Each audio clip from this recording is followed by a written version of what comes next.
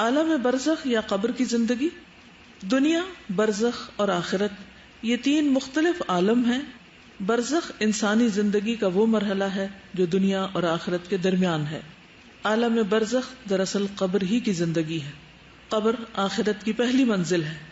اگر کوئی اس منزل کے امتحان میں کامیاب ہو گیا تو بقیہ منزلیں بھی کامیابی سے طے کر لے گا، اور اگر کوئی یہاں ناکام رہا تو آگے بھی مسلسل ناکامیاں ہیں. اس لیے بدکار، فاسق و فاجر جب مجرم اور ملزم قرار دیا جاتا ہے تو اسے قبر ہی میں صبح و شام عذاب سے گزرنا پڑتا ہے، اور یہ عذاب اتنا ہی کافی ہے کہ اسے بار بار یا روزانہ جہنم کی آگ دکھائی جائے. اسی کو قرآن مجید اور احادیث نے عذاب قبر سے تعبیر کیا ہے.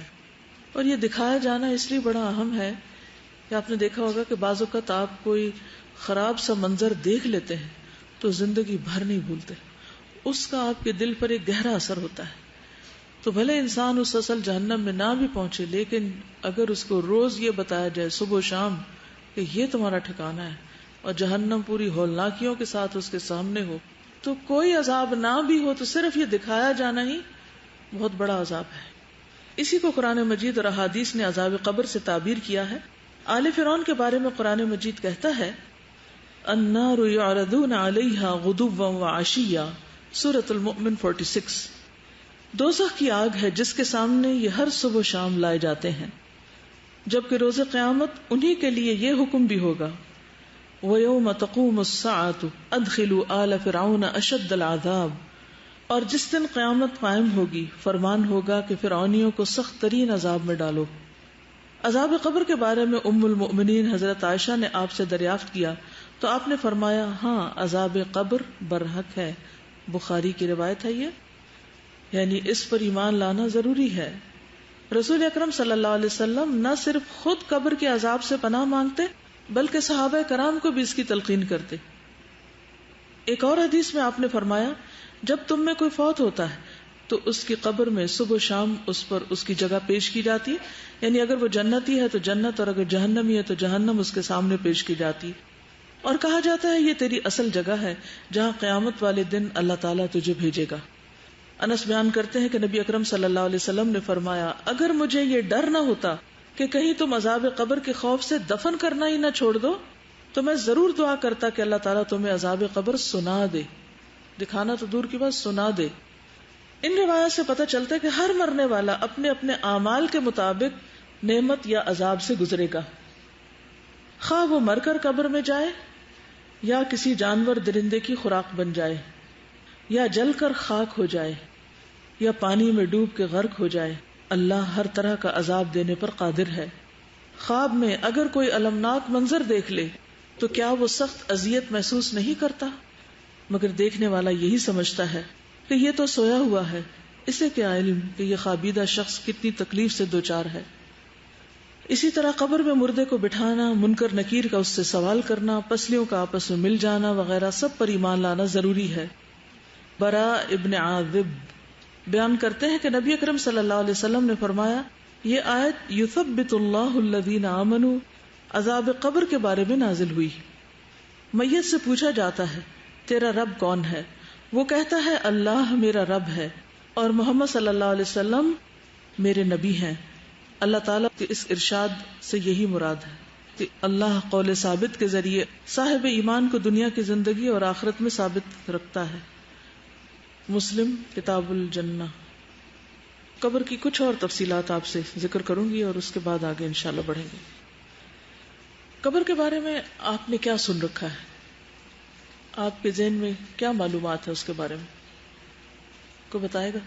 یعنی جب آپ قبر کا سوچتی ہیں یا سنتی ہیں یا قبر کو دیکھتی ہیں تو پہلی بات کیا آتی ہے آپ کے ذہن میں؟ کہ مجھے بھی اس میں جانا ہی ہے اور ضرور بھیجے گی. ان کے ذہن میں سب سے پہلے قبر کا اندھیرا آتا ہے اور باہر نکلنے کا کوئی راستہ نہیں. آنے والی زندگی کے فیصلے کا دن ہے. تنہائی کہ معلوم نہیں یہ صاحب قبر کس حال میں ہے اور میرا کیا ہوگا. خوف آتا ہے ایک، اور کیا خیال آتا ہے؟ اعمال نامہ بند اور احتساب شروع. سوالوں کا جواب صحیح اسی وقت دے سکتے ہیں اگر ہم نے اس پر عمل کیا ہوگا، یعنی اس کی تیاری کی ہوگی. جدائی، دنیا سے جدائی، یعنی ایسی جگہ جہاں سے بچ کے جا سکتے ہی نہیں. بہت پہلے میں نے کسی کا ایک لیکچر سنا تھا، ایک خاتون تھی، تو انہوں نے ایک قصہ بیان کیا اپنے لیکچر میں کہ ایک شخص سے کسی نے قرضہ لیا اور وہ اس کو واپس نہیں کر رہا تھا، تو وہ قبرستان کے دروازے پہ جا کے بیٹھ گیا. میں نے لے کے قرضہ بھاگ گیا، ڈیفالٹر تھا، وہاں روز جا کے بیٹھ جاتا. کسی نے اس سے پوچھا کہ تم یہاں کیوں بیٹھتے ہو، یہاں کیا کرتے ہو؟ اس نے کہا فلاں شخص میرا قرضہ لے کے بھاگ گیا ہے اور وہ مجھے نہیں مل رہا، اور میرا یقین ہے کہ اسے یہاں تو ضرور آنا ہے، یہاں سے نہیں بھاگ سکتا. تو یہ ایک حقیقت ہے کہ ہم کچھ کر کے کہیں بھی بھاگ جائیں، لوگوں سے چھپ جائیں، کہیں روپوش ہو جائیں، گم ہو جائیں، لیکن وہاں سے گم نہیں ہو سکتے، وہاں تو جانا ہی جانا ہے. ان ھذا لھو الحق الیقین، موت یقینی حق ہے، قبر یقینی حق ہے، وہاں پہنچنا ہی پہنچنا ہے. تو اس لیے عقل مند وہی ہے جو اس کی تیاری کر لے، اس گھر کو بنا لے، اس کو سنوار لے، اس کو سجا لے. ابھی ہمیں دیکھنا ہے کہ ہم اپنے دنیا کے گھروں کے لیے کتنے فکر مند ہوتے ہیں اور روز کیسی کیسی پلاننگ کرتے ہیں، اور ان کو بڑا کرنے اور ان کو مزید سجانے اور ان کے اندر مزید دنیا بھر کے پتھر کے ٹکڑے لا کے رکھنے کی کیسی کیسی فکر کرتے ہیں. اپنی کمائی کا بہترین حصہ جو ہے وہ صرف خوبصورت ڈیکوریشن پیسوں پہ خرچ کر کے اپنے آس پاس رکھ کے خوش ہوتے رہتے ہیں. لیکن اس قبر کے اندر کے لیے کیا کچھ رکھا ہوا ہے، وہاں کتنے ڈیکوریشن پیس ہیں، اور وہاں کے ڈیکوریشن پیس کیا ہیں، اور وہاں کی خوبصورتی کیا ہے، اس کے بارے میں کتنا سوچتے ہیں. آپ اپنی کاپی پہ، اپنی ڈائری پر ایک لکیر صفحے کے درمیان میں لگا کے اپنے اس گھر اور اس گھر کا موازنہ کر لیں کہ یہاں کیا کیا چیزیں ہیں میرے پاس، میرے بیڈ روم میں کیا کچھ ہے. قبر بھی تو ایک بیڈ روم ہے نا، it's a money bed room. پھر اپنے آپ سے پوچھیں اس بیڈ روم میں کتنے دن رہنا ہے اور وہاں کتنے دن رہنا ہے، یہاں کیا کیا رکھا ہوا ہے. جو جو ہے نا آپ کے بیڈ روم میں اس سارے کی لسٹ بنائیں، اپنے لیے بنائیں، بے شک آپ کسی کو نہ دکھائیں لیکن بنائیں. اور قبر کے لیے کیا کیا چاہیے. دیکھیے جب بچی کی شادی کرنی ہوتی ہے نا تو ہر ماں باپ میں نے دیکھا ہے غریب سے غریب بھی کاپی پین پکڑ کے بیٹھ جاتے ہیں یا کسی لکھنے والے کو بلا لیتے ہیں اور اس کو سامان کی لسٹ لکھواتے ہیں. ایسا ہی ہوتا ہے نا، یہ برتن لینے ہیں، یہ بیڈ روم کا سامان ہے، یہ فلاں ہے، یہ فلاں ہے. کتنی چیزیں لکھواتے ہیں اور کتنی لکھتے ہیں، اور جو رہ جاتی ہے ساری زندگی اس کے لیے بھاگ دوڑ کرتے رہتے ہیں. پھر جب تھوڑا پرانا ہوتا ہے، آؤٹ آف فیشن ہوتا ہے، پھر اس کو ریپلیس بھی کر لیتے ہیں. یہ سب چیزیں ہو رہی ہوتی ہیں. اس کے برعکس کس نے کاپی پین پکڑ کر یہ لکھا کہ وہاں کیا کیا چاہیے، کون سی چیز نیچے کے لیے چاہیے، کون سی دائیں سائڈ کے لیے، کون سی بائیں کے لیے، کون سی سر کی طرف، کون سی پاؤں کی طرف، کہاں کیا رکھنا ہے میں نے. یہاں تو ٹیلی ویژن کی لیٹسٹ اسکرین کے لیے ہم بھاگ رہے ہوتے ہیں. جو نئی چیز آتی ہے پچھلی دے کے ادھر ادھر اور خرید لیتے ہیں تاکہ لیٹسٹ موویز اور ہر چیز کے نظارے خوبصورت سے خوبصورت مائنیوٹ ڈیٹیلز تک میں کر سکیں بہترین کلرز کے ساتھ. اور وہاں بھی ایک اسکرین نے چلنا ہے جس پہ یا جنت چلے گی یا جہنم چلے گی. اس پہ کیا کریں گے، وہ کیسی اسکرین ہوگی، اور اس کے پیچھے کون سا کنٹرول روم ہوگا، وہ کون دکھائے گا، اور اس کا دکھایا جانا بھی برحق ہے. اصل بات یہ ہے کہ ہم خود کو دھوکہ دیتے ہیں. ہم مانتے ہیں مگر کوئی نہیں مانتے. ہم کہتے ہیں ہم تیاری کریں لیکن کوئی نہیں کر رہے. جتنا مال اس دنیا کے لیے خرچ کرتے ہیں اس کا کتنا حصہ آخرت کی اس کوٹھڑی کے لیے بھی خرچ کر رہے ہیں. یہاں بجلی نہ ہو تو کس قدر گھبراہٹ اور آلٹرنیٹ طریقے سوچتے ہیں. ایک نہ چلے تو دوسرا، دوسرا نہ ہو تو تیسرا. لیکن وہاں ٹھنڈک کس چیز سے ہوگی، ہوا کہاں سے آئے گی، اس کے لیے کیا کرنا ہوگا، وہ نہیں سوچتے. یہاں بجلی نہیں تو کینڈلز، وہاں اگر اندھیرا ہو گیا تو کون سی کینڈلز. ان ساری چیزوں کو کمپیئر کر کے دیکھیں. جب آپ اپنے بیڈ روم میں اپنی چیزیں لکھنے لگیں گے نا تو آپ کو اس کے ہر چیز کے پیرالل سوچیں کہ وہاں کیا ہوگا میرے پاس. کیونکہ ہمارا اصل امتحان ہمارے گھروں میں ہوتا ہے، جب ہم اپنے بچوں میں ہوتے ہیں، جب ہم اپنے گھر والوں کے بیچ میں ہوتے ہیں. وہاں کتنا اپنے رب کو یاد کرتے ہیں، اپنے بستر پر کتنا اپنے رب کو یاد کرتے ہیں. پھر صبح کس وقت اٹھتے ہیں، فجر کی نماز کا کیا عالم ہے. کہیں وہ تو نہیں قضا ہو جاتی اس بہانے سے کہ گرمیوں کی راتیں چھوٹی ہیں. اور روز رات کو لیٹ کر ضرور سوچا کریں کہ پتہ نہیں اور کتنے دن اس بیڈ پر ہوں اور کس دن ادھر منتقل کر دی جاؤں گی. جیسے وارڈز میں شفٹ کر دیتے ہیں نا، اب ادھر چلے جائیں، اب ادھر لے جائیں، کیونکہ وہ ایک یقینی حق ہے اور اس پر ایمان ضروری ہے اور اس کی تیاری ضروری ہے. اصل بات ہے کہ تیاری ضروری ہے. ماننے کی سچائی تو تبھی پتہ چلے گی جب کچھ تیاری کریں گے، اور اگر تیاری نہیں کر رہے تو اس کا مطلب ہے کہ وہ ماننا بھی بس زبانی کلامی ماننا ہے، حقیقت میں نہیں مان رہے. ہمیں گاڑی چاہیے ہوتی ہے نا، روز گاڑی میں بیٹھنا ہوتا ہے، تو جب گاڑی کا دروازہ کھولتے ہیں اور آج کل گرمی ہے، دھوپ ہے اور اس میں اسمیل آنے لگتی ہے اگر کوئی بھی چیز بیچ میں رہ جائے، صفائی نہ ہو، اور حالانکہ تھوڑی دیر بیٹھنا ہوتا ہے، آدھا گھنٹہ، لیکن اس کے لیے کس قدر کنسرنڈ ہوتے ہیں کہ اس کو صاف ہونا چاہیے. اگر سیٹیں خراب ہو گئی تو سیٹیں چینج ہونی چاہیے، کمفرٹیبل نہیں رہی، اسپرے ہونا چاہیے. کتنی تیاریاں کرتے ہیں. لیکن قبر جس میں اس وقت تک رہنا ہے جب تک اللہ تعالیٰ دوبارہ نہ اٹھا دے، اس کے لیے کب سوچتے ہیں. نبی صلی اللہ علیہ وسلم نے فرمایا قبر آخرت کی پہلی منزل ہے، اگر وہاں نجات مل گئی تو بعد کے سارے مراحل آسان ہو جائیں گے، اور اگر وہاں نجات نہ ملی تو بعد کے سارے مرحلے دشوار ہیں. اور آپ نے یہ بھی فرمایا اللہ کی قسم میں نے جتنے بھی مناظر دیکھے ہیں قبر کا منظر ان سب سے ہولناک ہے. پہلی بات تو یہ کہ جب مردے کو دفن کیا جاتا ہے تو اس کا جسم جب ڈیکمپوز ہونا شروع ہوتا ہے تو آپ کو پتہ ہے کہ اس کی اسمیل کیسی ہوتی. کبھی کوئی مرے ہوئے چوہے کی یا مرے ہوئے مردار کی کوئی اسمیل دور پار کہیں سڑک سے گزرتے ہوئے گاڑی کے اندر بند شیشوں میں بھی آپ کو آ جائے تو کیسی کیفیت ہو جاتی. یہ جسموں کا حال ہونے والا ہے. ان جسموں کے لیے دنیا میں کیا کچھ کرتے پھر رہے ہیں، کتنے فکر مند ہیں، اور وہاں کیا حال ہونے والا ہے جبکہ کوئی عزیز ترین پیارا بھی پلٹ کے نہ دیکھے گا.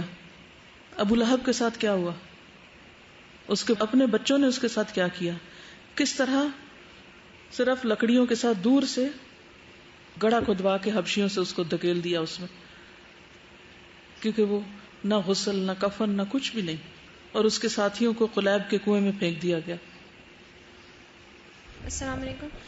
ایک ڈاکیومنٹری میں دیکھ رہی تھی نیٹ جیو پہ کس طرح سے ہیومن ڈکے ہوتا ہے، تو وہ بتا رہے تھے کہ جو سارا بلڈ ہوتا ہے وہ آپ کے جو ہالو اسپیسز ہوتی ہیں وہاں پہ جمع ہو جاتا ہے، آپ کے منہ کے اندر، آپ کے پیٹ کے اندر، اور پھر آہستہ آہستہ وہاں پہ گیسز جمع ہوتی ہیں تو وہ پھٹنا شروع ہو جاتی ہیں.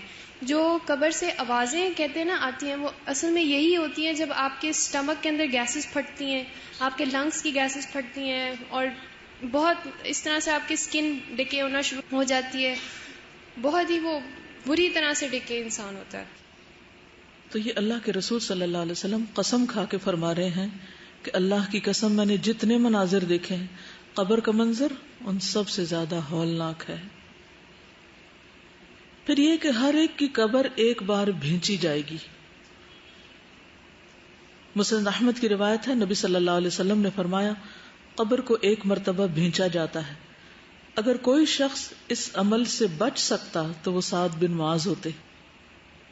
obviously جو کافر ہوتا ہے یا منافق ہوتا ہے اس کے ساتھ سختی کا معاملہ ہوتا ہے، لیکن جیسے مومن ہے تو اس کے اوپر بھی ایک دفعہ قبر تنگ ہوتی ہے. کبھی آپ نے دیکھا ہوگا کہ بہت سارے لوگ ہوں تو ایک سٹیمپیڈ ہوتی ہے جب، تو یا ایک دوسرے کے بیچ میں دب گھٹ جائیں تو کیسی کیفیت ہوتی ہے اس وقت، ایسا لگتا ہے دل باہر آنے لگا ہے. پھر قبر میں اندھیرا. نبی صلی اللہ علیہ وسلم نے فرمایا یہ قبریں اپنے رہنے والوں پر اندھیرے سے بھری ہوتی ہیں اور اللہ ان کو میری نماز کی وجہ سے روشن کر دے گا یا میری دعا کی وجہ سے روشن کر دے گا. بصلاتی علیہم، یعنی آپ جو دعائیں کرتے تھے اپنے صحابہ کے لیے اور جنازہ وغیرہ پڑھتے تھے اور اسی لیے بعد میں بھی یہ سنت جاری رہی کہ جو بھی کوئی فوت ہو اس پر جنازہ پڑھا جائے اور پیچھے والے اس کے لیے دعا کریں. اب آپ دیکھیے کہ مرنے والے کے لیے عموماً کتنی دعائیں ہوتی ہیں. اپنے اپنے سپارے کھول کے بیٹھے ہوتے ہیں، گٹلیاں پھینک رہے ہوتے ہیں، باتیں کر رہے ہیں، ادھر ادھر کے کاروبار ڈسکس ہو رہے ہیں، لیکن اس وقت مردے کے ساتھ کیا ہو رہا ہے اس کی کسی کو بھی فکر نہیں. پھر قبر میں عقل کا لوٹایا جانا. مسند احمدی کی روایت ہے، عبداللہ بن عمر کہتے ہیں ایک مرتبہ رسول اللہ صلی اللہ علیہ وسلم نے قبروں میں امتحان لینے والے فرشتوں کا تذکرہ کیا.